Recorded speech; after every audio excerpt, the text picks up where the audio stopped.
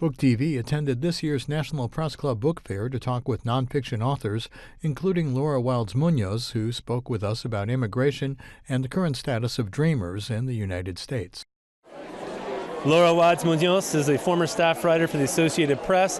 She's also the author of this book, The Making of a Dream, How a Group of Young, Undocumented Immigrants Helped Change What It Means to Be American. Laura, explain to me the current status of dreamers in the United States. Well, many people are protected by DACA, which is Deferred Action for Childhood Arrivals, but it's essentially on Lifeline. So there's a number of cases around the country. It's been appealed, and it's probably headed to the Supreme Court, where they'll either decide that people who've had protections for now since 2012, 6 years, will basically have to go back into the shadows, back into the closet, or will be allowed to continue. But no matter what, DACA was always a temporary solution. So really, at some point, the ball's going to have to bounce back to Congress. The last time I think a lot of the country was focused on DACA and the Dreamers was last year, and we haven't heard as much since then. Is it because it's been held up in the courts? In part, it's been held up in the courts. So I think a lot of folks in Congress figured, got to pass, But at the same time, I think a lot of people recognize that it's a really tough time in Congress to get much passed. And so I know that a lot of undocumented youth are really focusing their attention on getting out the vote for those friends and family who can vote.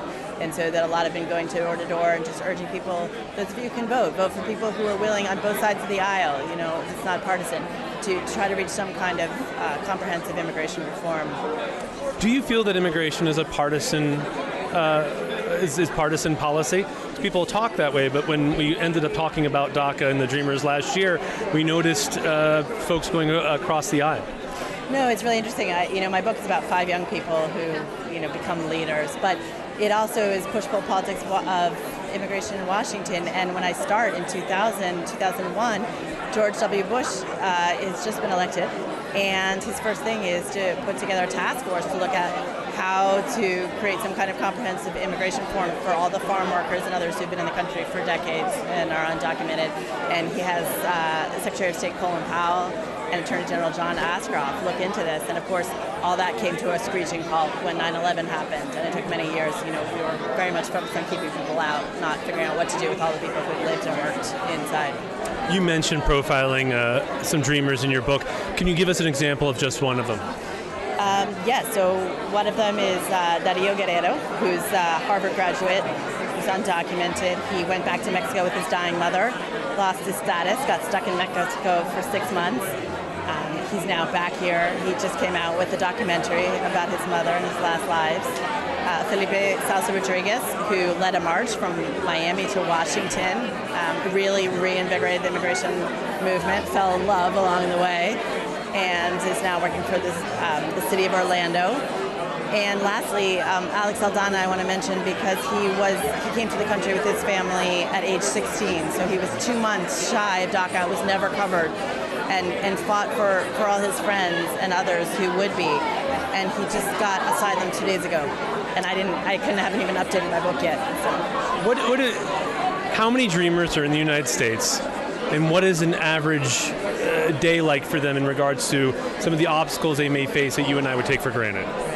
I think there's many different experiences because you have someone like Darío who went to Harvard, and then you have kids who can barely afford community college, and not even. So I don't want to simplify it, but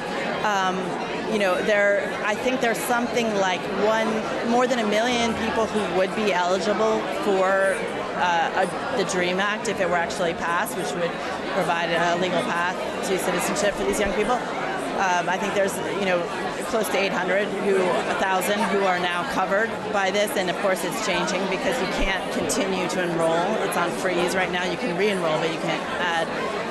But I think the biggest underlying factor that I've heard is just this tremendous fear every day, and this experience of being part of the fabric, growing up here, getting a protection, thinking about work and life, and then realizing, wait, I can't do anything. I can't make any plans. I can't get married. I can't think about college. I can't look for a long-term job. I can't do anything because tomorrow it may all go away, and I may leave the only country I really know. We recently talked to Jose Antonio Vargas, yes, Pulitzer Prize-winning journalist who has a new book about being an undocumented immigrant. And he said he found out, he didn't know, and he found out when he went to apply for a driver's license. Right. Yes, many kids find out when they're older. Some kids find out when they're younger and sort of sworn to secrecy, but many kids don't know. And a lot of them fall into profound depression, and that's what you see is. And one of the kids, Felipe Salsa Rodriguez, I mentioned, he tried to commit suicide before he started this march because he felt so desperate and so at a loss. And we invest in these kids in public education, and they grow up here, and then to sort of shove them in a closet, the question is, how does that benefit our country? We really have to look at the cost benefit for the nation as well as those individuals.